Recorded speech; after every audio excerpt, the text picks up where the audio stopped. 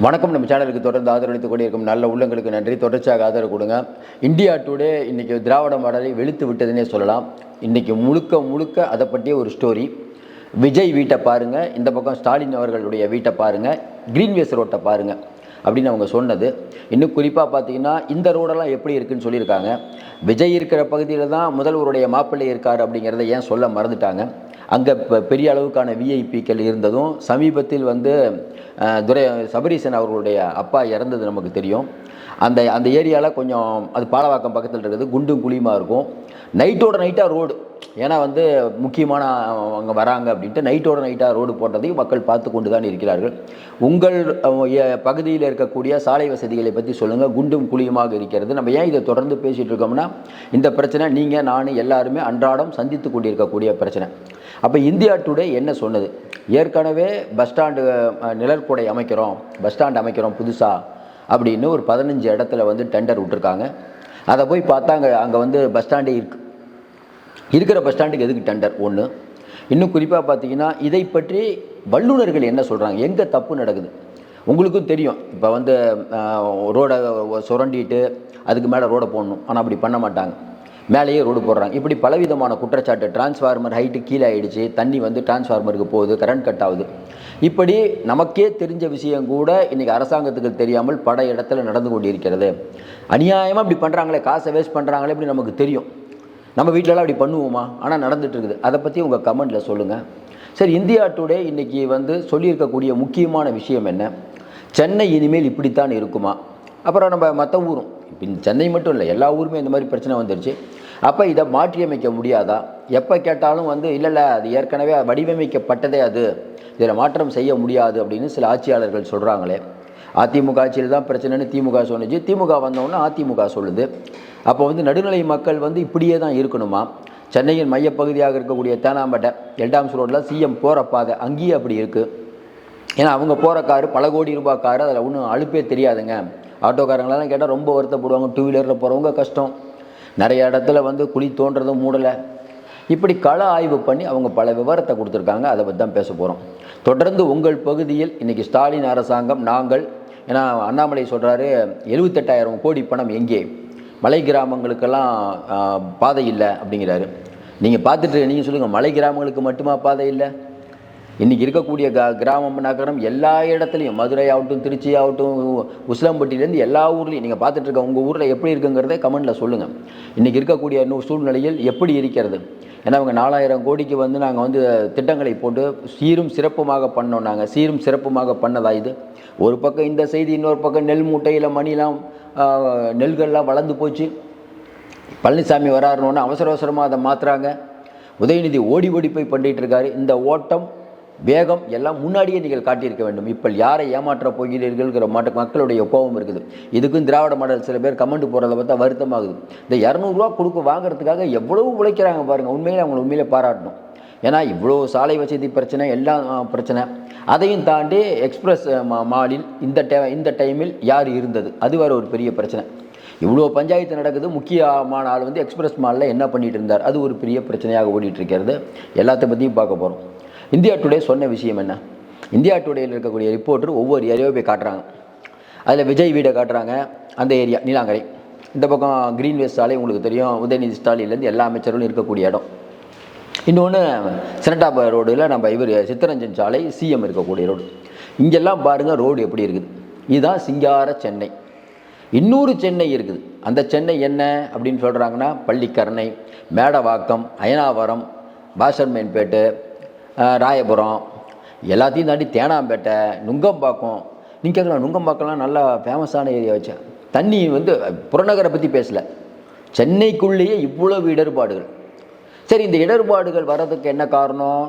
ஒன்றும் இல்லைங்க. நல்லா பக்கத்தில் நல்லா அந்த போகிறோம்ல, பொதுமக்கள் போகிறதுக்காக நடைமேடை இருக்கும்ல, அது நல்லாவே இருக்கும். அதை உடச்சிட்டு மறுபடியும் போடுவாங்க.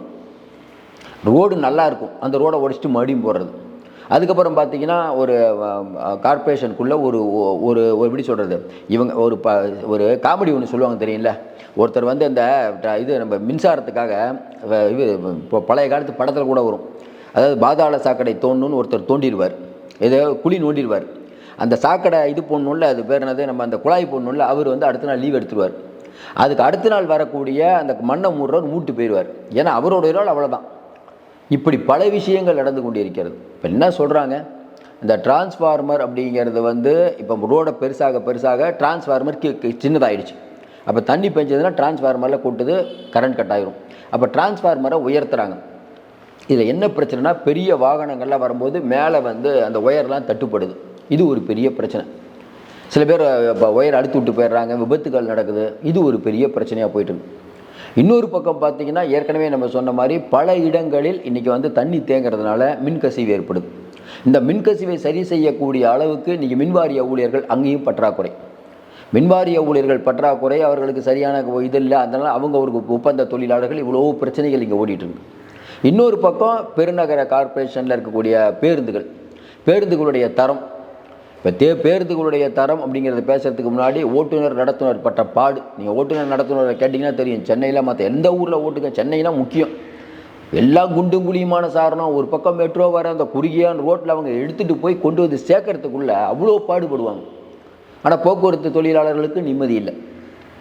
ஆனால் இந்த குண்டும் குழியுமான ரோடை சரி பண்ணுறோம்னு சொல்லிட்டு 4 வருடங்களாக இந்த அரசாங்கம் என்ன செய்து கொண்டு இருந்தது? ஒவ்வொரு ஏரியாவில் இந்தியா டுடே ரிப்போர்ட்டர் போயிட்டு தேனாம்பேட்டையை பார்த்து பாருங்கள், இந்த இடத்துல பார்த்தலாம் தண்ணி நிற்குது, சிஎம் இங்கே தான் போயிட்டு வராருன்னு காட்டுறாங்க. இவங்க சொன்ன 3வது மணி நேரம் வந்து அங்கே இருக்க கார்ப்பரேஷன் அதிகாரிகள் ஜல்லிலாம் கொட்டுறாங்க. அப்போ சொல்கிறாங்க, அதாவது தரமாக ரோடு போடல, ஜல்லி மட்டும் அப்போதைக்கு கொட்டுறாங்க. இந்த ஜல்லியும் சிமெண்ட்டும் அவசரமாக இப்போ கொட்டினாங்கல்ல சென்னையில் நிறைய இடத்துல, என்ன ஆகுதுன்னா எல்லாம் இது போடுறாங்க. இது நம்ம சிமெண்ட் போட்டு வச்சாங்கன்னா, சிமெண்ட் போட்டு வச்சா காயணும், அப்போ தான் ரோடு ஆகும், உங்களுக்கு தெரியும். ஆனால் என்ன நடக்குதுன்னா, நைட்டு ஃபுல்லாக மழை பெய்ஞ்சு பல இடத்துல பார்த்தீங்கன்னா அந்த சிமெண்ட் கலவையெல்லாம் திப்பியாக வந்துருச்சு, கலந்து போச்சு. வண்டி ஓட்டு போட்டிங்கன்னா சரிக்கு விட்டு கீழே வந்து மூஞ்சி தான் உடையும். இதையெல்லாம் சுட்டி காட்டினவன் அதான் சொல்கிறாங்க, இந்தியா டுடே இவ்வளோ நாள் பண்ணல, நம்ம சுட்டி காட்டின உடனே மாநகராட்சி வேகமாக வேலை பார்க்குது. ஒரு பக்கம் மாநகராட்சி ஃபண்டு இல்லைங்குது, இன்னொரு பக்கம் பார்த்தா அவசியம் இல்லாத இடங்களில் நிழற்குடை கட்டுறதுக்கு டெண்டர் விடுறாங்க. அப்போ எத்தனை கோடி யாருக்கு வருமானம்? நல்ல மக்களுக்கு தெரியுதுங்க. பெரிய அளவுக்கான கோபம் மக்கள் பார்த்துட்டு இருக்காங்கல்ல. ஒரு பக்கம் கிரீன்வேஸ் ரோட்டை பார்க்குறாங்க, எவ்வளோ சாலை சூப்பராகுது, நம்ம எவ்வளோ அவதிப்படுறோம். இதெல்லாம் மக்கள் யோசிக்காமல் இருப்பார்கள். இப்போ மக்களுடைய கோபம் எல்லை மீறி போய் கொண்டே இருக்கிறது. தொடர்ந்து இந்த ஆக்சுவலாக இந்த பேச்சை நம்ம யோசித்தோம். எல்லாரும் மலையை பற்றி பேசிகிட்டு இருக்காங்க, நம்ம தான் பேசிட்டோம், எதுக்கு நம்ம பேசணுன்ட்டு. சரி, கம்மியான ஆள் பார்த்தாலும் பரவாயில்ல, இதை நம்ம சொல்லியே ஆகும். இன்றைக்கி வந்து ஒரு ஊடகம், இந்த 2 ஊடகம் இல்லை, பெரும்பாலான ஊடகங்கள் முட்டு கொடுக்க முடியல. நமக்கு தெரிஞ்ச சன் நியூஸ், இவங்களுக்கு வேண்டிப்பட்ட ஊடகங்கள் மட்டும் கொஞ்சம் முட்டு கொடுக்குறாங்க. முட்டு கொடுக்குறதுக்கு ஏன்னா இது வந்து சென்னையில் பெரிய மழை இல்லை.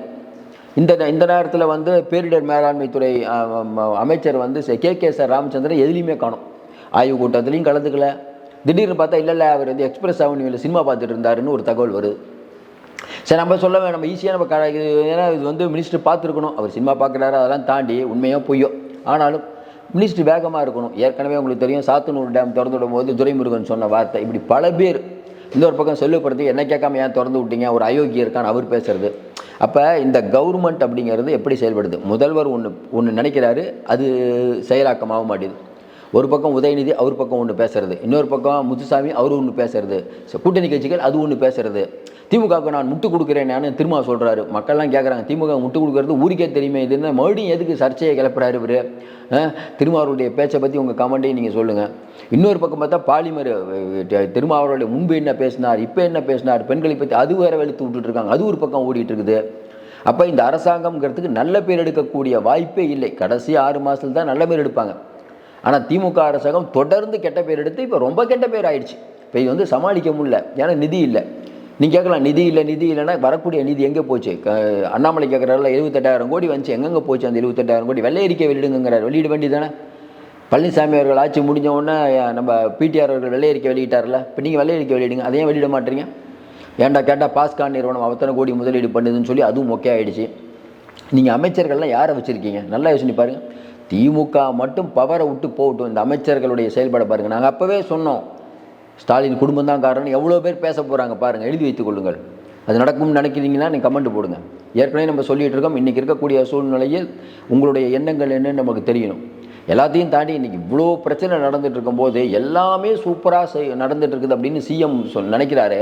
நமக்கு ஒன்றும் புரியல, இது எப்படி இவங்களுக்கு அப்போ என்னென்னா வெளி உலகமே சிஎம்க்கு தெரியல. இப்போ இந்தியா டுடேயில் இவ்வளோ தூரம் கள ஆய்வு பண்ணி இந்த இடத்தெல்லாம் ஃபோட்டோ போட்டு எடுக்கிறாங்களே, அப்போ இதுக்கெல்லாம் என்ன காரணம்? ஏற்கனவே நம்ம சொன்னோம், ஒரு விஷயம் 2 விஷயம் இல்லை, பல விஷயங்கள். அப்போ ஆட்சி மட்டும் போச்சுன்னா இவர்கள் வந்து பெரிய அளவுக்கான விஷயத்தை எடுத்துக்கொள்வாங்க.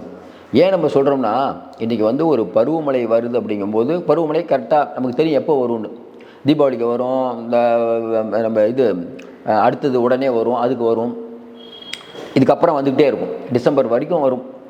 இதெல்லாம் முன்கூட்டியே இந்த ரோடெல்லாம் போட்டு பக்காவாக நீங்கள் ஆட்சியை விட்டு முடிய போகிற நேரத்தில் கூட இவ்வளவு மெத்தனம்னா, இப்போ என்ன காரணம் இவங்களுக்கு? என்ன அசால்ட் அப்படின்னா, யார் நம்மளை கேட்க போகிறா? அதிமுக பிளவுபட்டு கிடக்குது, விஜய் தனியாக நின்று ஓட்ட பிரிச்சு நம்ம ஈஸியாக ஜெயிச்சிருவோம், கூட்டணி பலமாக இருக்குது. அந்த ஆணவம் தானே. ஆணவத்துக்கு மக்கள் சரியான பாடத்தை போட்டு எழுதி வைத்துக் கொள்ளுங்கள். வரக்கூடிய நாட்களில் திமுகவுக்கு எப்படி ஆக போகுது? இந்த மழை வெள்ளம் சம்பந்தமான உங்களுடைய கருத்துக்களை சொல்லுங்கள். இன்னும் பெரிய மழையே பெய்யாத போதே இந்த அளவுக்கு பிரச்சனைனா மழை பெய்தால் எப்படி இருக்குங்கிறதையும் சொல்லுங்கள். தொடர்ந்து நம்ம நிறைய அண்மை தகவலை கொடுத்துட்ருக்கோம். தொடர்ந்து ஆதரவு கொடுங்கள். மீண்டும் சந்திப்போம். நன்றி, வணக்கம்.